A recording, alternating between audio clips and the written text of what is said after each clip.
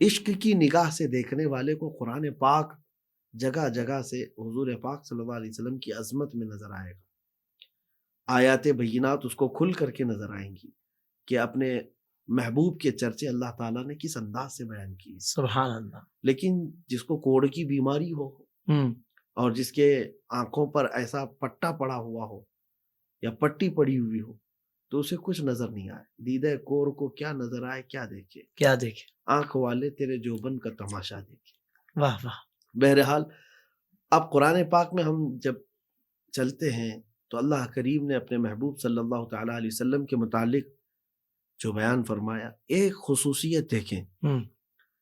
کئی نبیوں کا ذکر آیا ہے قرآن پاک میں. یا آدم اسکن انت وزوجک الجنہ، اے آدم آپ جنت میں ٹھہرو، آپ اور آپ کی بیوی. یا نوح انہ لیس من اہلک، اے نوح وہ آپ کی اولاد میں سے نہیں ہے. نبیوں کو پکارا جا رہا نا. یا یحییٰ خذ الکتاب، اے یحییٰ کتاب کو پکڑ لو. یا موسیٰ لا تخف، اے موسیٰ ڈرو مت. یہ نبیوں کا خطاب ہے. لیکن پورے قرآن میں یا محمد کہیں نہیں کہا گیا. کیا کہنے، واہ واہ واہ واہ. یا محمد اس طرح سے پکارا نہیں گیا، جبکہ رب تبارک و تعالیٰ نے اپنے محبوب کو جب جب پکارا، یا ایھا النبی، یا ایھا الرسول، سبحان یا ایھا المزمل، یا ایھا المدثر، یاسین، طٰہٰ، یہ ساری باتیں ہیں. لوح بھی تو، قلم بھی تو، تیرا وجود الکتاب. اس کی وجہ کیا ہے اس کو بیان کرنے کی؟ جیسے کہ حدیث میں ملتا ہے نا، سب سے پہلے اللہ تعالیٰ نے کس چیز کو پیدا کیا؟ جی.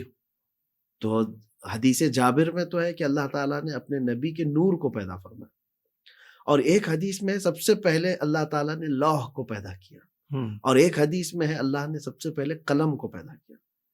تو قلم پہلے ہوا، یہ لوح پہلے پیدا کی گئی، یا حضور کا نور؟ تو سمجھ میں آتی ہے لوح بھی تو، قلم بھی تو، تیرا وجود الکتاب. سبحان اللہ سبحان اللہ. وہی اول، وہی آخر، وہی قرآن، وہی فرقان، وہی یاسین، وہی طٰہٰ. زندگی کے تمام شعبوں میں دینی رہنمائی حاصل کرنے اور آخرت کو بہتر کرنے کے لیے ہمارے YouTube channel Islamic digital studio کو سبسکرائب کر لیں اور بیل آئیکن بھی پریس کر لیں. قرآن سے بھی ملاتا ہے